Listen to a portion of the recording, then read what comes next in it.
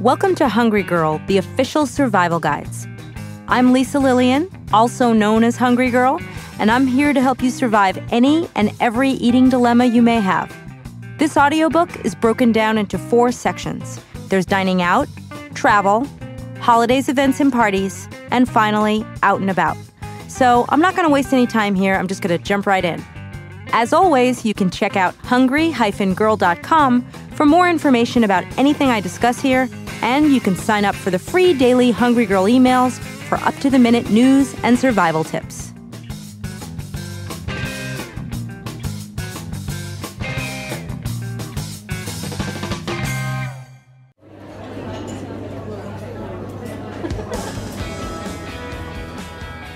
Dining out. General tips, including American cuisine. Here are my very best general tips for dining out.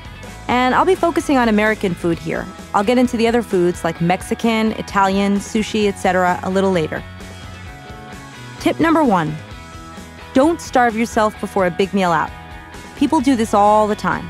They save up their calories before going out, and then they show up at a restaurant starving. This is a really bad idea. If you do that, you may attack the bread basket when it arrives and make some really bad choices when you order. So eat normally throughout the day, and you won't be super hungry by the time you get to the restaurant. And drink a glass or 2 of water when you get there. Tip number 2. Don't be shy and don't be afraid to special order. If something comes with sauce, you can ask for it on the side. Always ask for what you want. Just be nice about it, and ask questions if you have any. If you want to know how something's prepared, ask and they'll tell you. Tip number 3. Make Google your best friend. If you know where you're going to eat, look up the restaurant online and become familiar with the menu. That way you won't be surprised once you get there. Now, I do this all the time. My husband actually makes fun of me, but it's really helpful. Also, chain restaurants will sometimes have all the nutritional information online already, and that can obviously help you make better choices as well. So go online and do your homework. And my final general tip is this. Don't go crazy with the cocktails. Not only are they high in calories, but it's also much harder to turn down triple chocolate cake when you're a little tipsy. You can listen to the cocktail section in Out and About for more information and tips about what to drink and what not to drink when you're out. Menu Reading 101. Okay, now we're going to talk a little bit about reading menus. What I do when I'm handed a menu is immediately scan it for the best options. Look for words like grilled, steamed, broiled, and baked. I skip over entrees that are fried and pay close attention for red flag words, like cheesy, creamy, and buttery. A tomato-based sauce, soy sauce, or salsa is definitely a better idea than something creamy or cheesy. Appetizers and bread. I would say try as hard as possible not to make eye contact with the bread basket, and definitely don't pay any attention to the butter. I once heard a staggering statistic about how many calories worth of bread and butter people typically eat when they go out for dinner, and it was something like 500 or so.